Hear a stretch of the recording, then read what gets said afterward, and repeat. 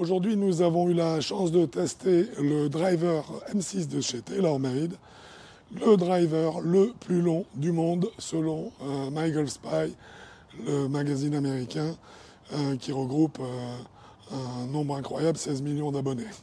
Donc selon eux, le driver le plus puissant. On a été très curieux, bien sûr, chez Heavy Golf, de savoir si cette note était méritée ou pas, et également de voir si cette puissance ne s'assortissait pas de petites fautes, de petits défauts parallèles qui auraient minoré la qualité de ce club.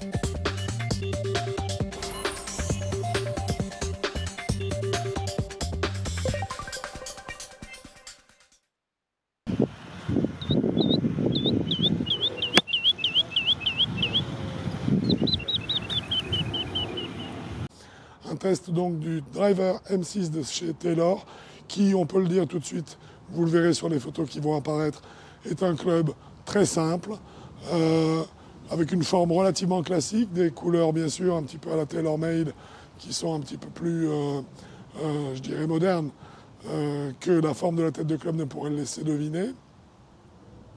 Un bon club qui a plusieurs particularités, à savoir qu'il ne possède pas de bague de réglage. Donc ça c'est une chose, ou en tout cas elle est minimaliste pour être exact. Pas de réglage sous la face de club. Une bague de réglage donc minimaliste qui permet uniquement de modifier légèrement le loft.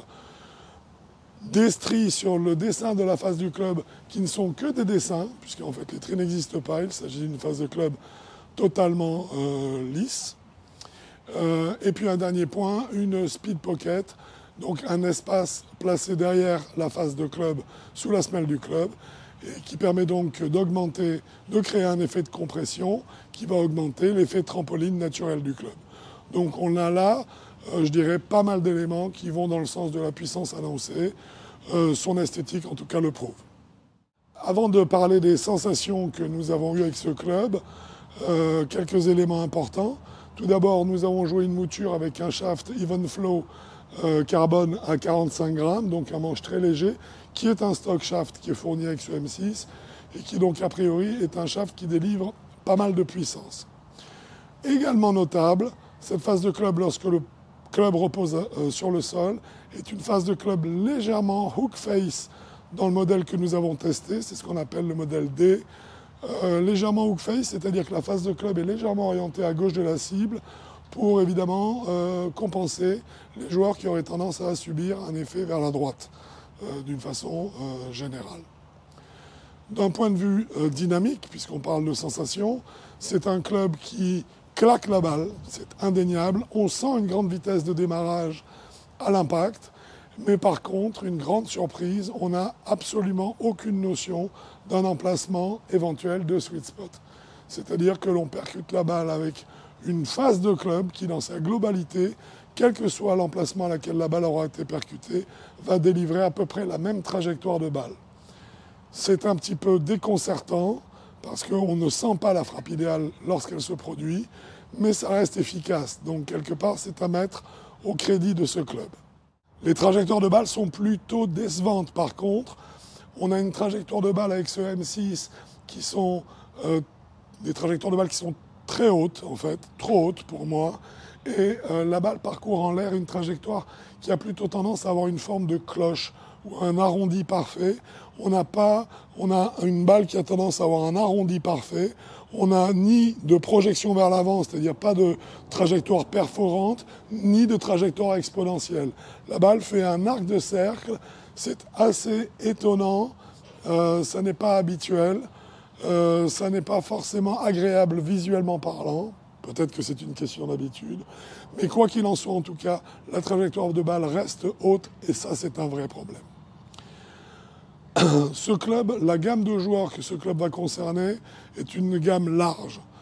C'est-à-dire qu'on va aller jusqu'à 44 de handicap selon moi, et on peut descendre par contre jusqu'en première série avec un driver comme celui-ci, mais évidemment à condition de ne pas avoir un even flow à 45 grammes, mais de choisir un manche carbone, a priori, qui soit adapté vraiment à votre vitesse de swing. Dans cette condition, on peut imaginer effectivement que le club arrive à amener une trajectoire de balle plus intéressante, auquel cas il peut concerner des joueurs qui sont plus bas dans le classement et qui iraient jusqu'à peut-être 6-8 de classement en fait.